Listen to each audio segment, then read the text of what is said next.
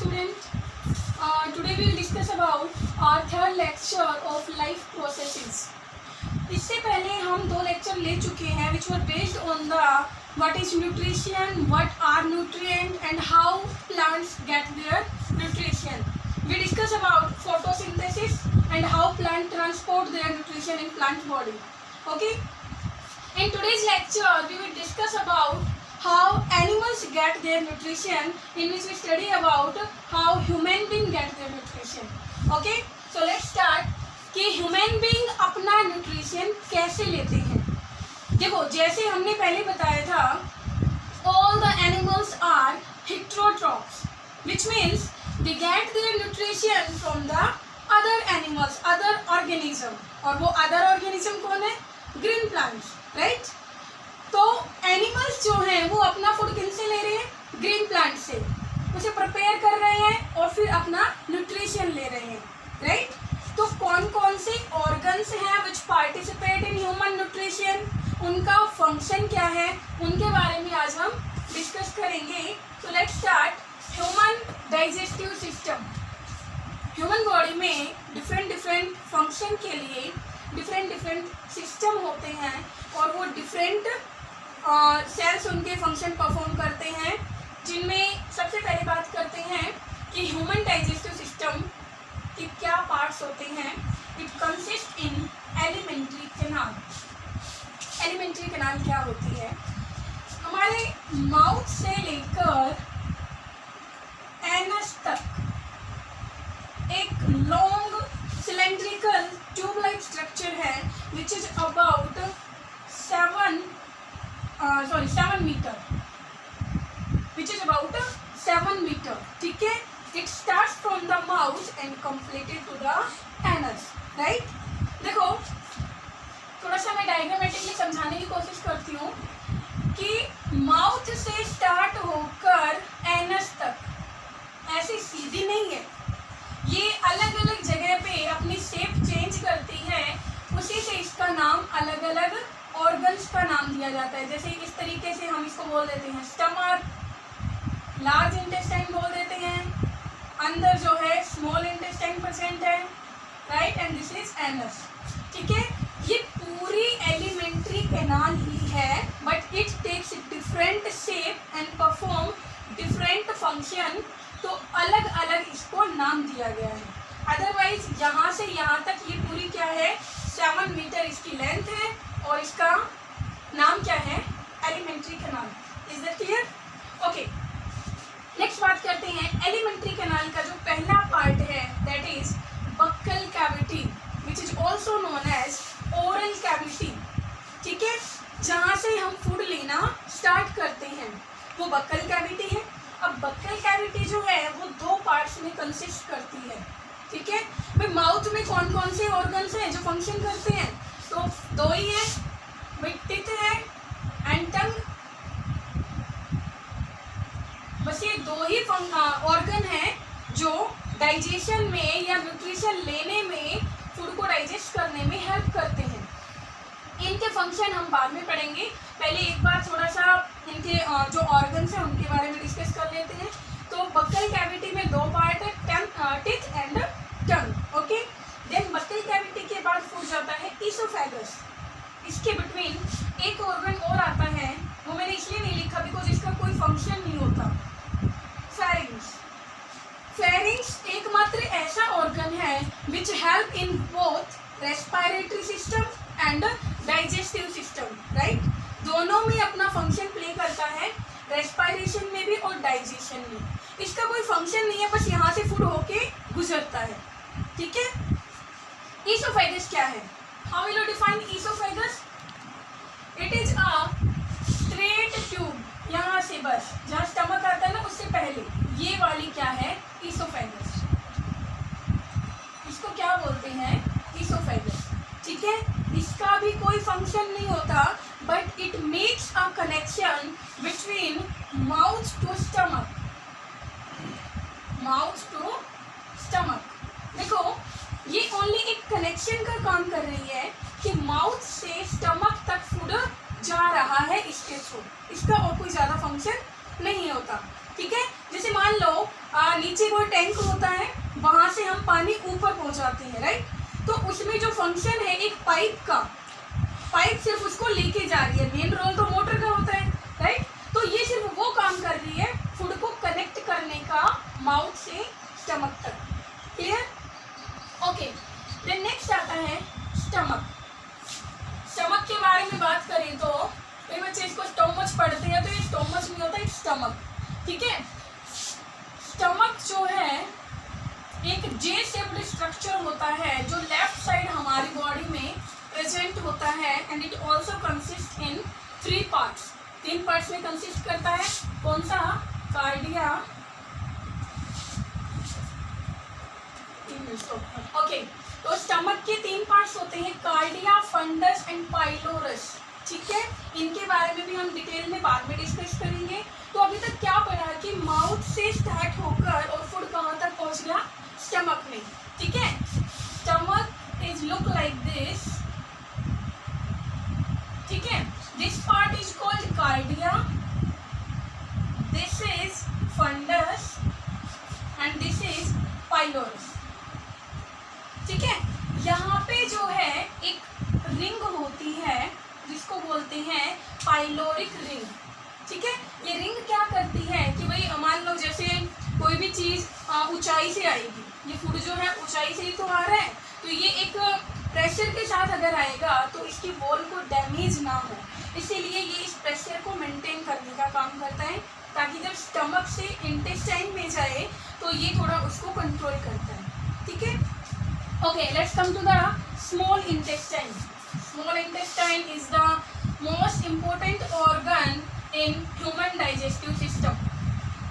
Small intestine, इसका नाम small intestine है, but it is the largest tube like structure present in human body, ठीक है।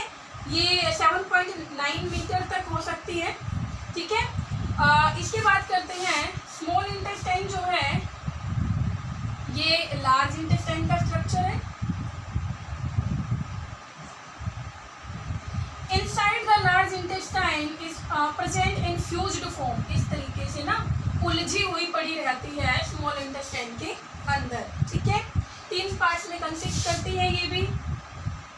जो पार्ट स्टमक से आ रहा है, ये यहाँ पे स्टमक था, तो जो पार्ट स्टमक से आ रहा है इसको बोलते हैं duodenum.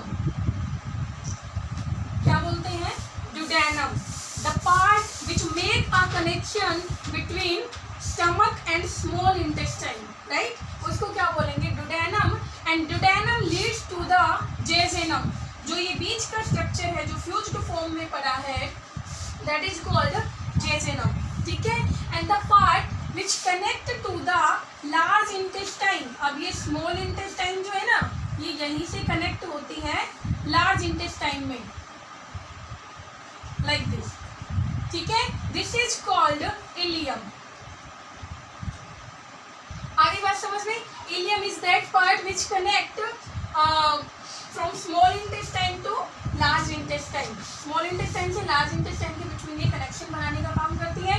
Okay, let's come to the large intestine. ये लार्ज इंटेस्टाइन का स्ट्रक्चर है, ठीक है, जिसमें जो ये इनवर्टेड यू शेप स्ट्रक्चर है, उल्टा you, inverted U shape structure है, उसको हम क्या बोलते हैं? सिक्टम, ठीक है। And this part is called, ये वाला part, this is called colon, and यहाँ ये वाला पार्ट इज कॉल्ड रेक्टम, ठीक है। लार्ज इंटेस्टाइन का काम क्या होता है कि स्मॉल इंटेस्टाइन क्या करेगा भाई? जो भी न्यूट्रिशन आया उसको एब्जॉर्ब करेगा and transport to the blood, ठीक है। आफ्टर दैट जो वेस्ट मटेरियल बच गया, जो डाइजेस्ट नहीं हो पाया, it will transfer to the large intestine, ठीक है। अब लार्ज इंटेस्टाइन में सबसे ज़्यादा वाटर का एब्जॉर्प्शन होता है, और उसके बाद जो मटेरियल है जो कि बॉडी के लिए कोई भी यूजफुल नहीं है, as a waste material it will remove through the body, ठीक है। एंड रेक्टम का फंक्शन क्या होता है? ये वेस्ट मटेरियल को टेम्परेरी स्टोर करने का काम करता है। Is it clear? ओके, तो ये हमारी सिर्फ एलिमेंट्री कैनाल क्लियर हुई है। एलिमेंट्री कैनाल के बाद क्या आता है?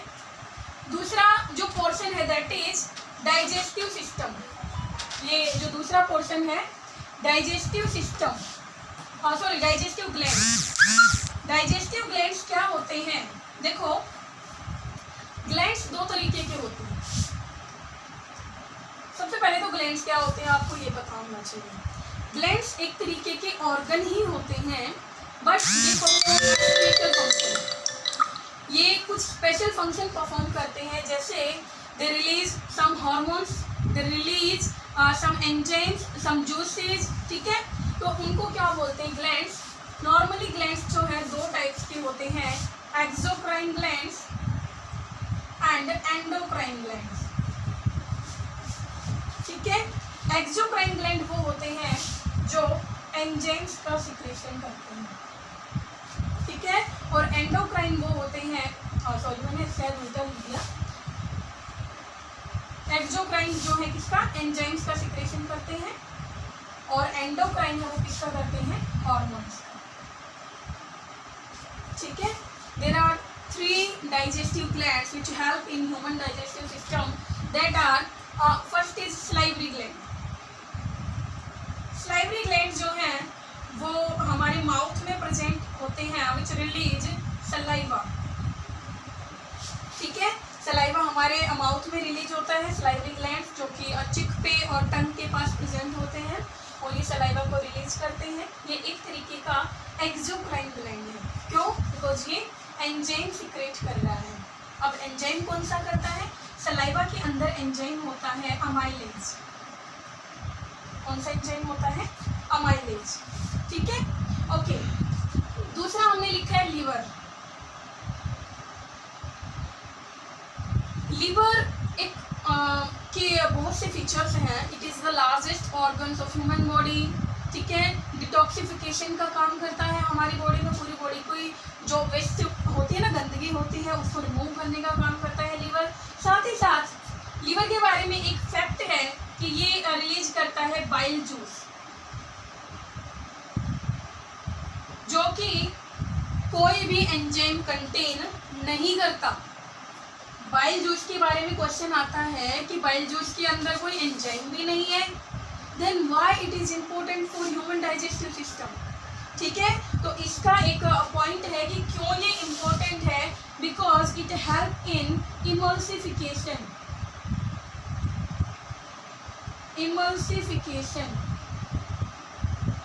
इमल्सिफिकेशन का मतलब क्या होता है? जो फैट्स के मॉलिक्यूल हैं उनको ड्रॉपलेट्स में कन्वर्ट करने का काम करता है, बस बाइल जूस का यही काम होता है। Otherwise it does not contain any enzyme. Okay okay, let's come to the pancreas. Pancreas जो है वो एक एक्सोक्राइन ग्लैंड भी है और एंडोक्राइन भी है। That's why it is known as dual gland. Dual का मतलब समझते हो? जो दो फंक्शन परफॉर्म करता है या दोनों के कैरेक्टर शो करता है, राइट। तो ड्यूल ग्लैंड का काम करता है पेनक्रियाज। क्या करता है भाई? देखो, हार्मोन कौन सा रिलीज करता है? बहुत इंपॉर्टेंट है, इंसुलिन, जो हमारी बॉडी में ग्लूकोज के लेवल को मेंटेन करने का काम करता है, और इसकी डेफिशिएंसी की कौन सी डिजीज होती है? डायबिटीज, ठीक है। तो इंसुलिन हार्मोन रिलीज करता है। साथ ही साथ जो एंजाइम की अगर हम बात करें तो कौन सा एंजाइम रिलीज करता है? दैट इज ग्लूकागोन, ठीक है। तो ये दो चीज़ें हैं जो पेनक्रियाज का फंक्शन यूज करती हैं ह्यूमन डाइजेस्टिव सिस्टम में, ठीक है। डिटेल में इनके बारे में हम नेक्स्ट लेक्चर में पढ़ेंगे। Is it clear? Okay, that's all for today.